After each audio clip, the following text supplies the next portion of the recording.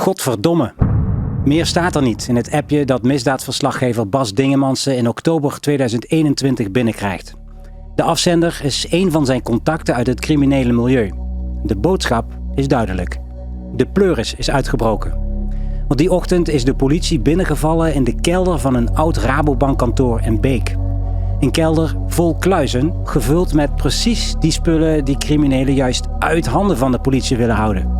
Denk aan cash, goud en vuurwapens. En wie die kelder beheert? Het is Joep H., in het milieu beter bekend als Boekie. Wie is hij? En hoe wordt een boekhouder uit een klein Limburgs dorp ineens een belangrijke spil in de internationale kookhandel? Dit is het verhaal van Boekie. Welkom in de onderwereld.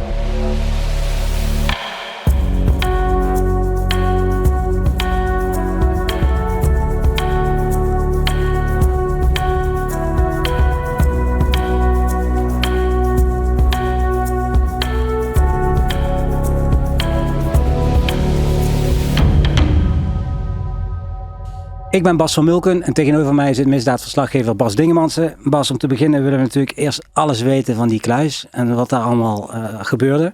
Maar eerst even, wie is Boekie, Joep H.? Boekie, ja. Joep H. is eigenlijk een hele normale dorpse jongen. In ieder geval van vroeger uit. En met normaal bedoel ik dat je kunt hem 20 keer voorbij lopen op straat. En ik zou het je vergeven als je niet onthoudt hoe hij eruit ziet. Relatief klein van stuk. Kleedt zich ook niet heel erg opvallend of zo. Hij heeft vroeger de HAVO gedaan, als ik me goed heb laten informeren. Is daarna naar Hogeschool Zuid gegaan. Dat is een HBO-instelling, onderwijsinstelling. En is zich gaan oriënteren vooral op het financiële vlak. Dus richting accountancy, boekhouding. Ja. Wordt uiteindelijk overigens geen accountant. Want daar zijn ze heel streng in. Dat is echt een beschermde titel. Maar oriënteert zich in ieder geval wel richting die financiële kant. En is het een 20er of een 30er, een 40er? Nee, Joep is nu 42. Wordt later dit jaar, 2026, wordt hij nog 43. Hij is van december. Maar het is begin 40. En je zegt klein, hoe ziet hij eruit? Nou ja, ik ben zelf 1,78. Hij zal niet heel veel groter zijn dan ik. Wat zou ik zeggen? Hij is zelfs kleiner dan ik. Ik denk dat hij rond de 1,75. Ja, ik ben dat zo even aan het bedenken. Kijk, ik zie hem natuurlijk eigenlijk alleen maar in de rechtbank als hij vanuit het cellencomplex komt. Dus dan loopt hij op zijn slippertjes en zo. En, heb je hem wel vaak gezien? Ja, maar wel steeds vanuit een gevangen setting, zeg maar. Dat hij wordt aangeleverd op de baaienslippers. Wat ik wel weet vanuit zijn omgeving. Hij heeft van vroeger uit in zijn familie wel te maken gehad met mensen die aan de verkeerde kant van de wet staan, om het zo maar te zeggen. Ik meen dat hij een oom had die in een hennepzaak is aangehouden. En toen zagen ze voorzichtig al Joep H. zich daar van afstand tegenaan bemoeien. Hij heeft ook op school gezeten vroeger met mensen die later zijn uitgegroeid tot grote of middelgrote criminelen. En wat ik me heb laten vertellen is dat die banden zijn blijven bestaan. En dat zo'n goede match is geworden.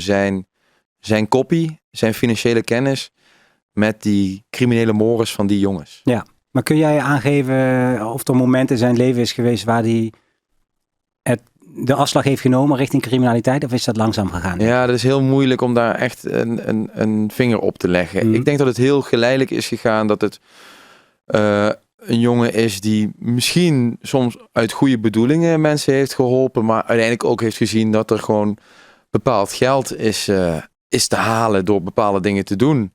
En misschien daar moreel ook een bepaalde ontwikkeling in heeft gemaakt. In het begin ook denken van, dit kan ik best wel doen voor Pietje uit de klas of voor mijn oom of wie dan ook. Het zijn natuurlijk allemaal mensen die dichtbij staan, dus dan voelt het misschien niet eens zo crimineel. Maak je makkelijker dan, ja. Ja, 2 keer met je ogen knipperen en je staat in het midden van de onderwereld. Ja, en dan komen we uit bij waar we mee begonnen. 4,5 jaar geleden ongeveer kreeg jij dat appje met godverdomme en de pleuris is uitgebroken. En ik ben heel erg benieuwd trouwens van wie je dat appje kreeg, maar dat ga je natuurlijk niet zeggen. Ga ik niet zeggen, nee. Ga je niet zeggen. Neem ons eens mee naar die kelder in dat oude Rabobankgebouw. Wat gebeurt daar? Wat zien we? Wat is dat? Nou, dat is goed om te weten. Joep heeft met de jaren best wel wat bedrijven opgericht. En dat ziet allemaal op financiële dienstverlening. En dit bedrijf, dat was Default op zijn Engels, Vault, kluis. Daar had hij eigenlijk de kluisruimte van het oude Rabobank kantoor in Beek had hij gehuurd. En daar had hij zijn bedrijf en daar verhuurde hij dus kluizen. Nou, daar niet zo heel veel frames. Sterker nog, er zit weer een kluisbedrijf in. Ik bedoel, als er kluizen zijn, dan ga je ze verhuren. Alleen hier was het verhaal dat Joep met name criminele klanten had. Of in ieder geval heel veel criminele klanten had. Je moet je voorstellen, het is een beetje zoals in de film. Je hebt van die deuren met van die draaiopeners en draaiklink. En daarna zie je heel veel grote en kleine kastjes eigenlijk. Ja, en waarom was het zo'n probleem dat de politie daar binnen viel in oktober 21? Omdat daar toch ook wel heel veel spullen lagen die het daglicht niet kunnen verdragen. Dus dan denk aan goudstaven die niet zijn gemeld bij de Belastingdienst. Of gestolen goederen, wapens, drugs. Ik heb mezelf laten vertellen dat er een gestolen schilderij heeft gestaan, dan wel gelegen. Dat is erg populair in criminele kringen, gestolen schilderij. Wat doen ze daarmee dan? Nou, degene die hem niet aan de muur hangen voor de sier, die willen hem nog wel eens inzetten, bijvoorbeeld voor strafvermindering. Dus dan zeggen ze van, goh, je hebt me nu gepakt voor dit en dit. Daar zal ongeveer 8 jaar voor staan. Maar ik kan je dat schilderij terugleveren. Dan wordt het maar 4 jaar bijvoorbeeld. Maar goed, dat heb ik nooit... ja, dat kan. Daar wordt over onderhandeld, over dat soort dingen. Denk aan de gouden helm. Die is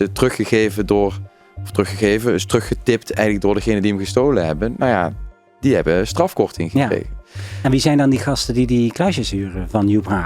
Crimineel Limburg en de regio. Dus daar zullen ook wat Belgen en zo bij hebben gezeten. Maar dan moet je denken aan mensen uit het motorclubmilieu, uit het Albanese milieu, de ouderwetse drugsboeren. Eigenlijk alles had daar wel een kluisje. En de een had een wat groter probleem dan de ander wanneer dat kluisje ontdekt zou worden door de politie. Maar daar komt het. Dit onderzoek werd gedaan omdat België een groot onderzoek op Joep had lopen. Dus die hebben gevraagd, hey, wil je daar eens binnenvallen en dingen die relevant zijn voor onze strafzaak tegen Joep H, die verzamelen. En daar hadden ze toestemming voor, de politie. Ze hadden aparte toestemming nodig om al die kluisjes open te maken. Want in principe is dat een soort adres van iemand anders. Ja. En als je geen toestemming hebt gekregen van de onderzoeksrechter om die te openen, dan moet je ze dicht laten. En dat is het geluk geweest voor alle mensen die daar hun kluisje hadden. Die zijn in recordtempo alles gaan weghalen daar. Ja, dus die hebben er lucht van gekregen dat daar een inval gedaan werd. En die hebben dus eigenlijk de tijd gekregen om de boel weg te halen. Ja, eigenlijk hebben ze geprofiteerd van de bureaucratie die natuurlijk ook bij opsporing hoort. Is dat collateral damage, dat ze noemen bij justitie? Van ja, dat is dan maar zo. Ja, kijk, die zaak richtte zich op Joep. Soms heb je een meevaller, hè, dus dat dit soort dingen wel mag. In dit specifieke geval, ik denk dat ze het hebben geweten.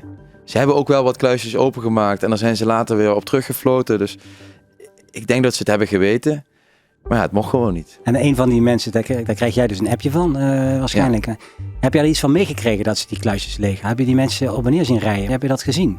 Ze vallen daar binnen en vrij snel daarna krijg ik dat appje. Dus dan ga ik automatisch al een beetje rondbellen. Kijk, als je dit werk goed wil doen natuurlijk, is het niet de bedoeling dat je alleen politie en justitie aan de telefoon hebt. Dan moet je ook de boeven kennen, even plat gezegd. Dus ik ben gewoon gaan rondbellen van dit en dit. En toen kreeg ik wel in de gaten hoeveel mensen eigenlijk hun spullen daar hebben opgeslagen. Het geeft ook aan hoe groot het netwerk van Joep H dan al is. Hè? Zeker. En kijk, het is ook simpel. Als jij iets hebt dat je uit handen wil houden van justitie, dan heb je een paar opties eigenlijk in het milieu. Je kunt bijvoorbeeld drugs, zie je vaak dat bij verslaafden thuis wordt gestasht, maar dat is natuurlijk niet handig. Gestasht is opgeslagen. Soms verval ik een beetje zelf in de criminele lingo. Maar het is niet handig, want een verslaafde die gaat misschien aan je handel zitten. Heel veel criminelen slaan ook op bij familieleden of vriendinnen, dan wel ex-vriendinnen. Maar dat is ook niet handig, want als je daar ruzie mee krijgt, dan verlinken ze je gewoon bij de politie. Dat is ook wel vaak gebeurd. En je maakt ze medeplichtig. Ja, maar daar hebben ze vaak niet zo heel veel last van. Okay. Nee. Iemand die zo'n kluisruimte ter beschikking heeft en Joep had al best een goede naam bij bepaalde mensen. Dus die werden ook aanbevolen door bepaalde mensen. Ja, dan is 1 en 1 2. Oké, dus in die kluis daar begint het. En daar kennen wij in de media in ieder geval de naam Joep H. van. Maar wat blijkt dat hij betrokken is bij het grootste of een van de grootste kookdossiers van Europa. Namelijk Costa. Hey, Judith hier. Heel kort, dat beloof ik. Wil je meer verhalen uit de onderwereld? Vergeet dan niet te abonneren of te volgen. Alle linkjes vind je in de omschrijving van deze aflevering. En heb je een vraag voor Bas? Stuur die dan in via _de_onderwereld op Instagram of laat een reactie achter op YouTube en Spotify. En dan nu, terug naar het verhaal. Bas, dan hebben we het over België. Waar hebben we het over in Costa? We hebben het over minstens 25.000 kilo cocaïne. En daarmee is het inderdaad een van de grootste kookdossiers ooit van Europa. 25.000 kilo. 25.000 Hoeveel vrachtwagens dat? Als ik goed was in rekenen, zegt Paul Vugts altijd, mijn collega, dan was ik geen journalist geworden. Maar je moet je voorstellen, een grammetje kook kost op straat €50. Nou ja, reken maar door richting de 25.000 kilo op straat. Ja, dan praat je over, loopt in de miljarden, zeg ik dan even. Ja, straatwaarde. Ja. Straatwaarde. Dus dat is enorm. Nu is de grap in dit dossier, dit is de 25.000 kilo die ze hebben kunnen bewijzen, die ze hebben kunnen aantonen. Op basis van andere aanwijzingen loopt eigenlijk die verwachting richting de 125.000 kilo. Dit is echt mega. En om maar Costa een beetje goed te kunnen schetsen, de omvang en het belang van de spelers die meedoen, zijn 3 personen eigenlijk belangrijk. Allereerst eigenlijk voor ons Nederlanders misschien de meest interessante, Bolle Jos. De most wanted van dit moment. Zou nu in Sierra Leone zitten. Je moet weten, die man is zo machtig inmiddels in de onderwereld, in het drugsmilieu. Die heeft zoveel geld verdiend. Die heeft eigenlijk Sierra Leone in West-Afrika gewoon het land gekocht. Je kijkt naar Nederlands meest gezochte crimineel, die nog 24 jaar gevangenisstraf moet uitzitten vanwege kooktransporten en opdracht tot moord. Open en bloot woont hij een kerkdienst bij, in Sierra Leone. Is samen met de dochter van de president daar. En via West-Afrika pompt hij gewoon heel de wereld vol met cocaïne. Dit is echt een van de machtigste mensen van dit moment. Nou, Bolle Jos is een van de spelers in Costa. Ook weer met cocaïnetransporten uiteraard. De tweede is Lucio Aquino. Een van de weinige mensen in het dossier die we met voor- en achternaam noemen. Eigenlijk om het doodsimpele feit dat de Aquino's in België en Nederland zo bekend zijn. Het is een familie die door de Belgen wordt geschetst als de Soprano's eigenlijk. Hè? De bekende maffia-serie. Aan de Maas. De Soprano's aan de Maas. Ja. Ja, natuurlijk moeten ze een beetje lokaal houden. Hè? En het is ook niet voor niks dat Aquino inmiddels in Italië vastzit voor het 'Ndrangheta-proces. 'Ndrangheta is een belangrijke tak van de maffia. Lucio Aquino van de Limburgse Aquino-clan is overgeleverd aan Italië. Lucio Aquino wordt er in Italië van verdacht deel uit te maken van de 'Ndrangheta-maffia. Een internationale criminele organisatie is dat die vanuit Calabrië werkt. Ze houden zich bezig met witwassen en drugssmokkel onder andere. Aquino is ook het speelfiguur van het grootste drugsproces ooit in ons land.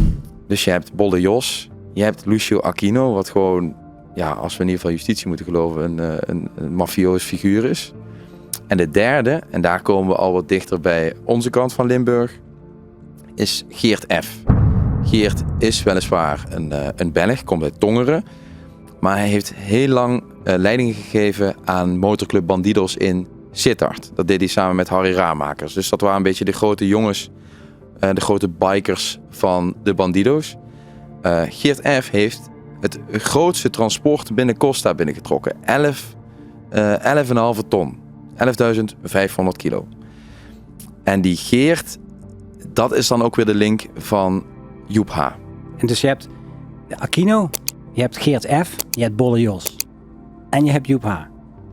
Ja, dan waar staat hij ergens? Inderdaad, hè, een raar rijtje lijkt dat. Nu zijn dit allemaal kopstukken. Dit zijn echt de grote jongens. Dit zijn de mensen die de contacten hebben daar in die wereld en kilo's kunnen pompen. Dat soort jongens kan niet functioneren zonder mensen die organiseren, die structuur aanbrengen, die kennis hebben van financiën. En daar komt Joep om de hoek kijken. Ik zei al, Geert is eigenlijk degene die heel dicht op onze kant van Limburg zit, Geert F. Hij kent Joep H. dan weer goed. En die twee die raken bevriend of goede collega's, hoe je het ook moet noemen. En voor Geert F. is Joep degene die bijvoorbeeld bedrijven zoekt. Noem een fruitbedrijf. Als je een fruitbedrijf hebt dat al een lijn heeft lopen naar Ecuador bijvoorbeeld, gewoon omdat ze bananen importeren en dat gaat al jaren goed, ja, dan wordt zo'n container van het fruitbedrijf minder snel gecontroleerd. Want ja, die zijn al 10 jaar bananen aan het bestellen in Ecuador. Aan Joep de taak om zo'n bedrijf te vinden en cocaïne te kunnen verstoppen in de containers waar toch al bananen in zitten. Ja, dat is niet per se een financiële opdracht. Nee, het gaat al verder dan het ouderwetse boekhouden met gewoon kasboekjes en zo. Het is echt de organisatie, de lijn, de structuur, ja, daar een beetje vorm aan geven. En toch even, ik wil Costa wat beter begrijpen, want ik lees jouw artikelen natuurlijk allemaal die je hierover schrijft. Die zaak die loopt in België. Het is een van de grootste zaken in Europa. En dan heb je 60 verdachten of zo die daar rondlopen. Hoe werkt dat eigenlijk? Ja, België is wat dat betreft wel een soort attractie op zichzelf, hoor. Voor mij als misdaadverslaggever is dat echt een snoepje. Want, ben ik benieuwd. Kijk, ik ben hier gewend in Nederland. Alles is heel erg gespannen. Hè? Dus als je een artikel schrijft over iemand, word je bij wijze van spreken meteen bedreigd. En dan heb je weer beveiliging nodig, et cetera. Elk proces dat maar een beetje groot is, staat ook meteen onder spanning. Hè? Dus als je bij een rechtbank komt, je wordt 30 keer gecontroleerd en gedoe. Ik kom daar bij Costa in Tongeren. Ik denk, ja oké, hier zullen ook wel helikopters vliegen en dergelijke. Niks van het alles. Heel gemoedelijk, lekkere sfeer. Iedereen gaat door dezelfde deur, ook alle verdachten, want die zijn op vrije voeten. Costa is natuurlijk van 2021. Nou, dat proces dat is gaan lopen in 24, 25. Dus maar jij loopt daar kriskras door elkaar. Jij loopt daar tussen de verdachten. Die zijn op vrije voeten en die lopen met mij samen naar binnen en met mij samen naar het toilet. En geen onvertogen woord. Ken je elkaar ook dan? Op een gegeven moment wel. Daar lopen Belgische verslaggevers rond. Dat zijn een beetje de Belgische John van de Heuvels, zeg maar. Joris van der A, Philip Pergens. Ja, die hebben echt aanspraak van die mannen. Mij laat ze een beetje links liggen. Ik ben voor hen niet zo interessant. Nog niet. Maar nee, ja, je hebt een volgens mij niet super goed functionerend detectiepoortje. En daar staan 2 agenten bij, gewoon lokalo's. En that's it qua beveiliging. En om maar aan te geven hoe de sfeer is. Ik drink nog graag wel eens een colaatje. Dus ik ga zo in de pauze van het Costa-proces naar de automaat. En achter mij staat Aquino, Lucio Aquino. In Nederland zou je misschien een beetje zenuwachtig worden van zo'n situatie. Hè? Want spanning. Nou ja, hier niet. Ik heb mijn colaatje gepakt. En hij staat een beetje onhandig te doen met een 2 euro stukje. Ja, waar kan het in? En ik zeg, nou, meneer Aquino, dat is alleen met PIN. Oh, zegt hij, ja, ik heb alleen cash. Ik zeg, weet je wat? Colaatje krijg je van mij. Dus je hebt de cola voor hem gekocht? Ik heb een colaatje voor hem gekocht. Wat is dat, light of gewoon? Hij wilde echte mannencola. Oh, hè? Gewoon volle bak koolzuur en suiker en alles erom en eraan. Nee, dus ik heb dat voor hem gekocht. Hij wil dat 2 euro stuk aan mij geven. En ik zeg, joh, laat zitten. Zelfs een journalist kan wel een blikje cola leien. Maar hij wilde per se niet bij mij in de schulden staan. Dus ik moest en zou die 2 euro aannemen. Overigens niet op dreigende toon, hoor. Maar om maar aan te geven, het is allemaal wel lekker ontspannen. Dan hebben we dus een man uit Schinnen, die is betrokken bij een van de grootste kookdossiers in Europa, Costa in België. Maar wat nog bizarder is dat hij ook in Nederland weer bij zo'n enorm dossier betrokken is, bij Aquimo. Ja. Dus niet te verwisselen met Aquino, waar we het over hadden. Het is geen soprano Aquimo aan de Maas, de naam is Aquimo. En wie verzint die namen in de eerste plaats? Ja, dat is wel een grappig verhaal. Ik ben er eens achteraan gegaan, omdat er komen zulke bijzondere namen voorbij. Ja. Maar het schijnt gewoon uit de computer van het OM te komen. Althans, dat is wat mij verteld wordt. Dus die computer heeft allemaal naampjes en thema's ergens op de harddrive staan. En ja, er komt er een nieuwe strafzaak binnen. Dan kijkt hij in welk thema zitten we. Dus bijvoorbeeld ik heb het thema bekende voetballers een keer voorbij zien komen. Dan was er een schietpartij in Heerlen.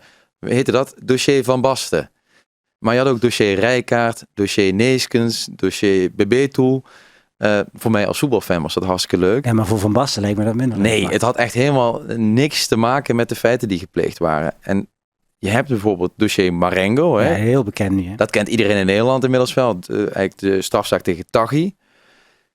Daar werd mij ook door justitie gezegd, ja, dat komt ook gewoon uit de computer hoor. Maar Marengo is ook het favoriete paard van Napoleon. Hè? Dus ik dacht, je hebt eindelijk Taghi. Dan heb je de veldslag gewonnen. Het paard van Napoleon. Nee, was echt niet zo, zei justitie. Totdat ik de kaft van het dossier zag. En wat staat erop? Het paard van Napoleon. Jeetje, ja. Maar dan Akimo. Wat is dat voor een dossier? In Nederland. De naam Akimo zegt in ieder geval niks. Maar goed, dat kunnen we laten voor wat het is. Hè. Ik heb er even op gegoogeld. Ik kwam niet verder dan een paar yogacursussen. Dus het zal niet zo heel veel betekenis hebben. Ja. Nee, het dossier Akimo is in kilo's eigenlijk nog wel groter dan het dossier Costa in België. Daar hadden we het over 25.000 kilo. In ieder geval die ze hebben kunnen bewijzen. Hier in Nederland, hier in Limburg, spreken we al over 30.000 kilo. En het grootste deel daarvan is verstopt in metaalconstructies. En toen getransporteerd naar het Verenigd Koninkrijk. En dat is goed om te weten, want daar in Groot-Brittannië, daar levert die kook echt pas veel meer geld dan op. hier. Meer dan hier. De risico's zijn ook enorm hoog. Maar ja goed, ze zouden wel al om en nabij de 20.000 kilo naar de UK hebben verscheept. Dus dat is een enorme operatie met risico's, maar wel eentje met enorme verdiensten. Ja, maar bij Costa is Joep Haarder nog een figurant. Althans wel nodig, maar niet een van de hoofdrolspelers. Maar ik heb het idee dat bij Akimo, als ik jouw verhalen mag geloven, dat hij een veel belangrijkere rol heeft nou ook, hè? Die lijkt hij ook te spelen. Het moet ook gezegd dat zelfs al in Costa, zegt de justitie in België, hè, we zien hem in een ondersteunende rol die steeds verder doorgroeit. Dus hij zit al heel erg tegen het eigenlijk opzetten van een eigen drugslijn aan. En dus figurant is te weinig. Hè? Daar doe je hem denk ik wat mee tekort. Ja. Of daar doe je te weinig recht aan wat het is. Tussen haakjes. In Akimo, dus het Nederlandse dossier, daar zou hij al veel meer de boel naar zich toe hebben getrokken. Dus al veel meer een leidinggevende rol. Moet wel weer gezegd dat Nederlandse dossiers worden gewoon opgebouwd op zo'n manier van, oké, we kunnen Pietje, Jantje en Klaasje pakken. En als we de leidinggevende van die 3 niet kunnen pakken, dan zijn zij de hoofdverdachten. In België ga je gewoon net zo lang door totdat je ze alle 60 hebt. En dan is die hiërarchie al veel meer duidelijk. Dus het is een beetje ingewikkeld. Heb je nu in dat Nederlandse dossier, is Joep echt de grote man? Of hebben ze zijn grote baas gewoon niet gepakt? Ja, en wat denk jij? Ik denk dat hier echt nog wel wat spelers missen in het Nederlandse dossier. Maar als je bedenkt dat hij in de Belgische zaak was aangehouden, toen vrijkwam en toen toch weer zeg maar in die Nederlandse zaak is gerold, dus ook echt wel op groot niveau met cocaïnetransporten is doorgegaan, dan ben je niet alleen hardleers. Kijk, het moet nog bewezen worden, hè, wil ik erbij zeggen. Maar stel dat het zo is, dan ben je niet alleen hardleers, maar dan heb je wel echt ook stevige ambities in deze wereld. En hij zat al zo dicht tegen de top aan. Ik denk dat hij wel inmiddels op niveau zat. En kun jij schetsen hoe zo'n, het gaat natuurlijk ook wel anders, maar kun je schetsen hoe zo'n transport gaat? Bijvoorbeeld in Blijswijk is een van de grootste vangsten geweest. Dat kan ik me herinneren in die stukken die je schrijft. Hoe loopt zoiets? Ja, Blijswijk was 7700 kilo. Volgens mij is de grootste vangst 8000. Dus dat scheelt echt maar een paar 100 kilo. Wat er dan gebeurt in Antwerpen met dit concrete transport dan, hebben ze al in de gaten bij de douane van, hey, hier is iets mis. Dat kan bijvoorbeeld op de scan. Hè, ze scannen al die containers. Ja, maar in Antwerpen komen we met de boot binnen, hè? Kom met de boot binnen. Ja, dat is wel goed om te weten. Inderdaad, vaak vanuit Zuid-Amerika. En dan zien ze misschien iets op de scan of een hond staat ergens op aan. Dat verschilt een beetje per geval. Maar ze zien, dit is niet in de haak. Je mag cocaïne niet zomaar door laten gaan. Je hebt iets dat heet het doorlaatverbod. Ze halen dus al dat spul eruit. Ze plaatsen 15 gram terug in de container. Want er moet nu wel iets vervoerd worden. Want anders is het geen criminele handeling meer. Hè? Dan kan je mensen niet meer oppakken later. En dan gaan ze die container gewoon helemaal volgen eigenlijk vanuit de politie. Tot in dit geval Blijswijk. En daar houden ze gewoon iedereen aan. Dan heb je wel alleen de chauffeurs en het voetvolk dat je aanhoudt. Na 5 jaar onderzoek werden in Antwerpen alleen al 455 dossiers opgestart naar criminelen die gebruik maakten van de versleutelde berichtendienst voor drugshandel, geweld en corruptie. Door een analyse van de berichten werden ook 2486 mogelijke verdachten vervolgd en bijna 2000 jaar celstraf uitgesproken. Verder namen politie en parket ook meer dan 67 miljoen euro in beslag. Maar daardoor zie je wel hoe zo'n transport gaat. Dus zo'n container vertrekt uit de haven. Vaak heb je dan nog begeleidende auto's vanuit de organisatie. Die bellen weer door naar de top van de organisatie. Van oké, de container is nu los. We rijden daar en daar. Alles wordt bijna live meegebriefd naar de absolute top die op afstand. Op versleutelde telefoons. Ja, sommige bellen ook. Maar in dit specifieke geval werd het via versleutelde telefoons.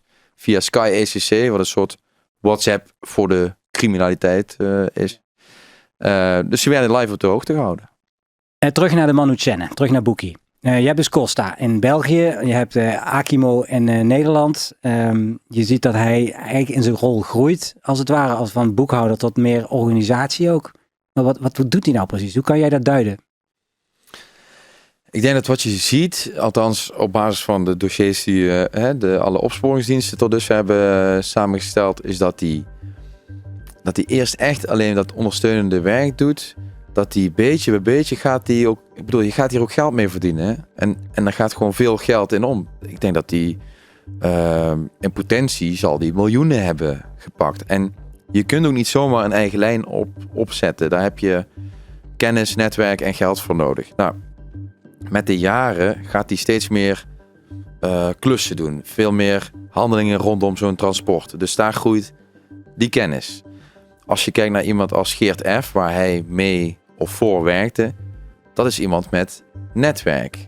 Die kent heel veel grote spelers in dat cocaïne-milieu. Dus daar zie je ook dat het netwerk van Joep groeit. En ik zeg net al, je moet goed hebben verdiend door de jaren heen. Dus van het ondersteunende groeit hij dus op die manier een beetje door naar die eigen drugslijn opzetten. Ja, is dat ook dan meer zijn rol in Akimo geworden? Daar zit hij al wat meer aan de organiserende kant. Het is nog steeds wel bedrijven charteren en mensen charteren, maar je ziet wel dat heel veel mensen ook weer contact hebben met alles wat ze doen. Even contact met Joep. Dus heel veel, ik wil niet zeggen alles, maar heel veel loopt wel al via hem. Het zou kunnen dat er iemand nog boven zit. Misschien voor de muscle, zeg maar. Voor gevaarlijke situaties en dergelijke. Maar je merkt wel dat Joep hoog in de boom zit al. Ja. Ja, je ziet ook wel eens wat foto's. Hè. Dus je hebt het over Bolle Jos en de Aquino's. En die Geert F., dat is ook iemand, die wil je geen ruzie mee, hè? Nee, Geert, die ziet er in ieder geval heel imposant uit. Dus een grote man. Ik zei net al, ik ben 1,78, hè, dus voor mij is iedereen groot. Maar Geert is echt groot. Maar hij heeft ook zijn hele gezicht onder getatoeëerd. Dus er staat bijvoorbeeld ACAB, op zijn Engels. All cops are bastards. Althans, dat is hoe het altijd wordt vertaald. Misschien heeft Geert er een eigen vertaling voor. En hij had Bandidos in zijn gezicht getatoeëerd. De naam van zijn motorclub, waar hij heel lang leiding aan heeft gegeven. Hij heeft echter de pikante transfer gemaakt naar de Hells Angels. Dat zijn echt de rivaliserende clubs. Feyenoord Ajax idee. Ja, precies. Ja. Dus dat Bandidos heeft hij inmiddels een beetje weg laten laseren en wat overheen laten zetten. Daar komt misschien straks nog Angels. En hij heeft een Kalashnikov in zijn gezicht laten tatoeëren. Ja. Dus een man, als je die tegenkomt, dan ga je het terrasje verderop zitten. Precies, maar in dat licht, als je het dan ziet waar Joep haar mee te maken heeft, en toch het idee dat hij ook wat meer voor zichzelf gaat doen, is dat dan niet heel gevaarlijk wat hij doet? Want je moet die mensen niet in de wielen rijden. Ja, kijk, als je een eigen lijn wil opzetten, dan moet je dat natuurlijk wel doen met de wetenschap, of dat de anderen die wetenschap hebben. Dat ze op de hoogte zijn van jouw ambitie en dat je dat gaat doen. Sterker nog, waarschijnlijk word je ook door die anderen geholpen. Maar dan moet je natuurlijk wel goede verhoudingen hebben onderling. Hè? Want als bijvoorbeeld Geert F. niet weet dat je dat alleen gaat opzetten, je doet het achter zijn rug om, dan komt er gezeik. Dus communicatie, net als in de bovenwereld, is heel belangrijk. Hè? Gewoon transparant zijn. Alleen hier zijn wel de lontjes wat korter. Hè? Dus als je eenmaal voor jezelf bezig bent en ook heel veel geld binnen gaat trekken, ja, als het dan misgaat, dan gaat het vaak ook wel echt mis. En dat is waar je heel veel van die grote onderwereldconflicten, door de jaren heen hebben we heel veel liquidaties en martelingen en dergelijke. Handgranaten, van alles. Ja, mensen hebben niet een enorme tolerantie in deze wereld. Nee. En als we het dan toch hebben, want we hebben het over Boekie, de boekhouder van de onderwereld, maar hij is natuurlijk ook gewoon nog boekhouder in de bovenwereld. Zo is zijn carrière ooit begonnen, daarvoor is hij uiteindelijk naar school gegaan. Doet hij dat nog? Had hij die zaak nog? Kijk, hij had die zaken nog. En bijvoorbeeld die kluisruimte. Dus hij doet ook de btw-aangifte van mensen? Nou ja, ik kan me zomaar voorstellen dat hij dat nog deed. Omdat je moet natuurlijk ook naar buiten uit blijven uitstralen. Maar ook gewoon aan de belasting of wie er komt controleren laten zien dat je werkzaamheden verricht waarmee je legaal inkomen kunt verantwoorden. Een bepaalde levensstijl moet kunnen verantwoorden. Dus hij moet bijna nog legale dingen hebben gedaan. Je kunt natuurlijk een hele hoop oplossen met valse facturen en dat soort dingen. Maar nou, laat ik dan zo zeggen dat wanneer de buurman zou vragen, kan je mijn boekhouding doen, dat hij dat misschien nog wel ook erbij zal hebben gedaan. Hem hangt natuurlijk behoorlijk wat boven zijn hoofd. Hij zit in Nederland, is hij verdachte. En in België zit hij in het bankje. Waar is hij eigenlijk? Hij zit in de gevangenis in Nederland. En dan elke keer als hij voor zijn Belgische proces daarheen moet, dan wordt hij tijdelijk uitgeleend. Zo is het even dat is de makkelijkste manier om het te zeggen. Hij zit in Nederland omdat kijk, in België zijn al die verdachten vrij. Dat is natuurlijk al een relatief oude zaak, hè, van 2021. Die Nederlandse zaak is van 2025. Dus dan heeft hij nog een detentietitel, zo heet dat dan. Dus dat is even de makkelijkste manier. Alleen, je krijgt eigenlijk wel de rare situatie dat hij in België wordt veroordeeld. Dat proces heeft eigenlijk al helemaal gelopen, het Costa-proces. Er is 14 jaar cel tegen hem geëist. Hij zal later in 2026 ook wel dat vonnis krijgen. Maar ja, op dat moment zal het Nederlandse proces nog lang niet klaar zijn. Ik verwacht dat misschien medio 2027 pas een eerste aanleg klaar is. En dan kan je nog een hoger beroep. Maar hoe werkt het dan? Stel dat hij dan, laten we vanuit gaan dat hij 14 jaar, stel dat hij dat krijgt in België. En in Nederland krijgt hij een keer hetzelfde nog. Hoe werkt het dan? Waar moet hij dan gaan zitten? Of kan je dat bij elkaar optellen? Kijk, wat België en Nederland eigenlijk wel heel goed uitkomt vanuit opsporingsperspectief, is dat je in beide landen kan je hem die straf laten uitzitten, zodat je zo iemand zo lang mogelijk van staat hebt. Eigenlijk speelt hetzelfde geval met Bolle Jos. Die heeft tientallen jaren in België al gekregen en heeft flinke straffen in Nederland gekregen. Het gaat hier puur om drugsfeiten, ook voor Joep. Je kunt iemand geen levenslang geven voor drugsfeiten. Dus dan kan je een soort, ik wil bijna zeggen, trucje uithalen door hem eerst in België zijn straf uit te laten zitten en dan in Nederland. Waardoor iemand alsnog, even kijken, 14 jaar naar in België, wat zal hij daar eens van zitten? Zeggen ze tussen de 6 en de 10. Nou, in Nederland, stel dat hij in Nederland ook 14 jaar zou krijgen, stel je voor. Nou, daar moet je er 12 van zitten. Ja, dan zit je alles bij elkaar toch misschien 20 jaar binnen. Dat komt natuurlijk de opsporingsdiensten wel goed uit als ze iemand als Joep met zijn specifieke kwaliteiten gewoon lang van straat kunnen trekken. Ja, want als je dat hebt over die specifieke kwaliteiten, waar staat die, denk jij, concluderend in de hiërarchie tussen al die grote en wat minder grote namen? Hij is niet definitief doorgebroken. Hij heeft niet die eigen lijn kunnen opzetten. Althans, voor zover we hebben kunnen zien. Ik moet het natuurlijk doen met de dossiers die ik heb. Maar hij is niet definitief doorgebroken tot die top. Hij schuurt er wel al heel lang tegenaan. Zijn netwerk is erg groot.